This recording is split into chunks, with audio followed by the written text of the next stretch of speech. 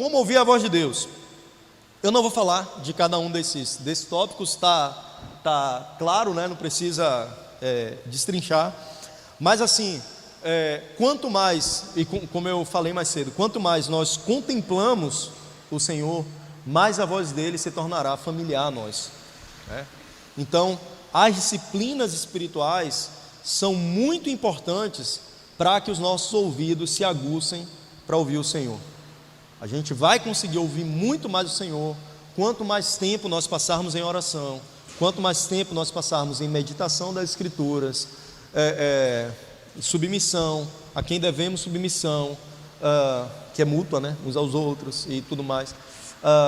A gente vai ter o nosso espírito mais aguçado para ouvir o Espírito de Deus. É interessante que a Bíblia diz assim: a fé vem pelo ouvir, e o ouvir pela palavra de Deus. A maneira como os nossos ouvidos espirituais são destampados é através da palavra de Deus.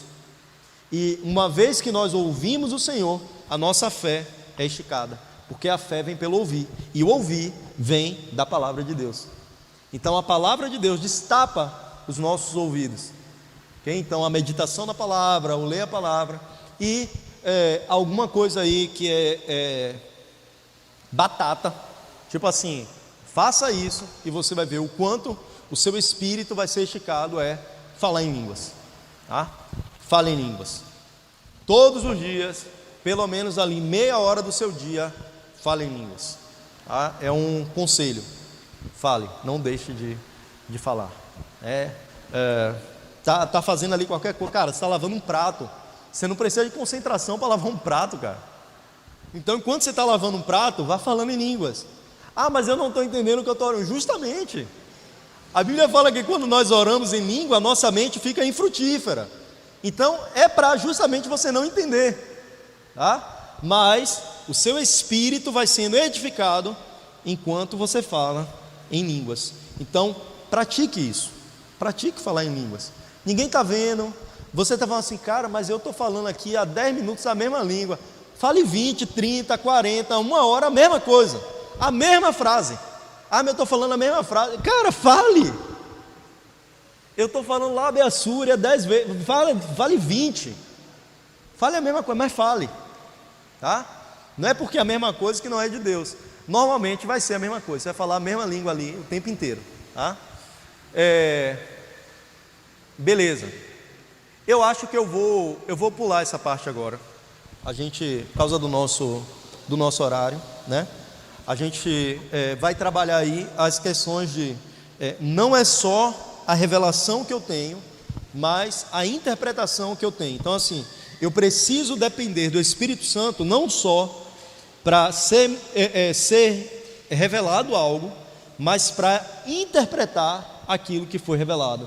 Eu preciso continuar dependente do Espírito Santo. Então, quando uma comunicação do Espírito vier até você, continue dependendo do Espírito Santo. No primeiro momento que você deixar de depender do Espírito Santo, a sua alma vai entrar em ação, tá? E aí você vai contaminar uma revelação que era de Deus. A revelação é de Deus, mas você falou algo que não era de Deus, porque nós não falamos a revelação, nós comunicamos justamente a interpretação. Por exemplo, quando você tem um sonho com alguma pessoa e você entende ali que é um sonho profético, cara, você não vai chegar para essa pessoa e contar o sonho que você teve. Não faça isso. Primeiro que na maioria das vezes você vai assustar a pessoa vai ficar com aquilo ali na cabeça. Caraca, o que isso aqui significa, tal. Então assim, ore, busque interpretação desse sonho e comunique a pessoa a interpretação. Fala assim, querido, eu sinto que Deus vai fazer algo assim, assim, assim, assim com você. Pronto, não precisa dizer a visão que você teve, sabe? Às vezes a gente até gosta de falar a visão para impressionar. Eu vi tal coisa assim e vinha um monstro e não sei o que. Cara, comunica só a interpretação. Olha, eu sinto isso, isso e isso. Eu vejo que Deus está fazendo assim, assim, assim e tal. Faz sentido? Por quê? A profecia precisa ser julgada. Por isso que nós não usamos o assim diz o Senhor, porque o assim diz o Senhor quebra a possibilidade da profecia ser julgada, porque se é Deus que está falando, Não precisa de julgamento. Só que toda profecia precisa ser julgada. Se toda profecia precisa ser julgada, eu preciso profetizar com humildade. Tá? E quanto menos, aí a forma, quanto menos,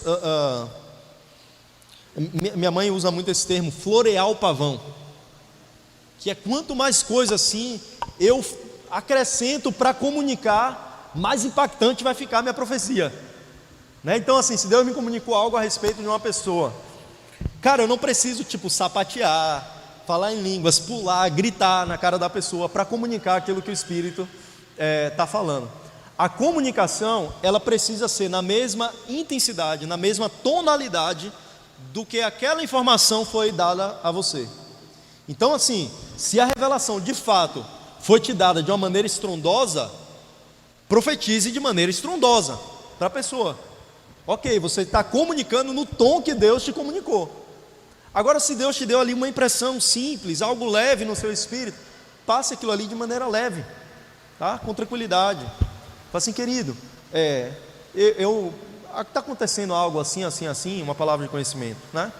Aconteceu algo assim, então, olha, eu creio que Deus está falando contigo, tal, faz sentido, né? Julga aquilo ali. Se, cara, faz todo sentido, essa profecia é de Deus, ok, abrace como de fato palavra de Deus para você, pessoal, ok? Então vamos treinar? Vamos treinar? Mas assim, a gente está em uma escola. Se nós estamos em uma escola, é porque nós não sabemos, tá? Nós não sabemos fazer aquilo ali. Se nós não sabemos fazer aquilo ali, está tranquilo, porque ninguém mais sabe aqui, tá? E se ninguém mais sabe, e algumas pessoas têm mais fluência naquilo ali, sabe um pouco mais do que você, não é que ninguém aqui é expert, mas pode saber um pouco mais do que você, essa pessoa está justamente aí para te orientar como você vai crescer nisso, como você vai desenvolver nisso, tá? Então assim, em primeiro lugar, quebre todo medo. Não precisa ter medo para a gente profetizar aqui, tá? Não precisa, porque estamos em treinamento. Em treinamento, você já viu um treinamento em um time de futebol? É a coisa mais horrorosa do mundo. Os caras dão passe tudo errado, cruza errado, não faz o gol na cara do gol, e justamente por isso eles precisam treinar para serem aperfeiçoados. Então assim, aqui é um treinamento. Então provavelmente não vai ser a coisa mais linda do universo, tá? Porque nós estávamos, vamos dizer, do zero. Eu quero que vocês façam uma atividade, tá? Façam uma atividade durante uma temporada. Estabeleça uma temporada para você fazer isso. Sei lá, fala assim, olha, então tá bom, a gente vai ter um ano de escola. Eu vou fazer isso durante um ano. O que é que você vai fazer? Em primeiro lugar, vocês estão dispostos a fazer? Sim? Ok. Esse é um bom começo. O que é que você vai fazer? Todo dia, quando você acordar, cara, esse é um exercício de verdade. Faça isso, que seu espírito vai ser aguçado. Você vai orar e dizer: Pai, me mostra algo que vai acontecer no meu dia hoje. Me mostra algo que vai acontecer no meu dia hoje. O que é que vai acontecer? Jesus, ele não fazia nada sem que ele visse o Pai fazendo, tá?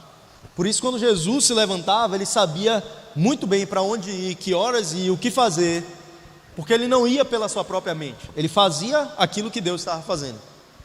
Então, é um treinamento. No primeiro dia, eu vou te dizer o que é que vai acontecer com você no primeiro dia. Você vai orar, vai vir algo na sua mente. Provavelmente aquilo que veio à sua mente não vai acontecer naquele dia. No segundo dia, também não. No terceiro, talvez.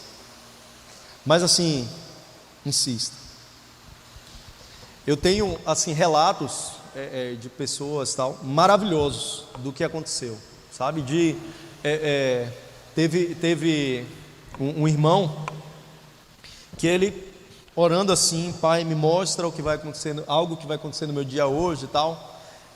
Ele teve a visão de um cara um guerreiro no Vietnã. Ele teve a visão de um guerreiro no Vietnã. E depois ele viu um velho. E quando ele olhava para esse velho na sua imaginação, ele via que esse velho, ele se considerava um assassino, e aquilo ali perturbava ele, porque ele matou muitas pessoas na guerra. Então aquilo ali estava perturbando ele. E beleza, foi isso que ele viu, tal, e levantou e ficou de boa e tal.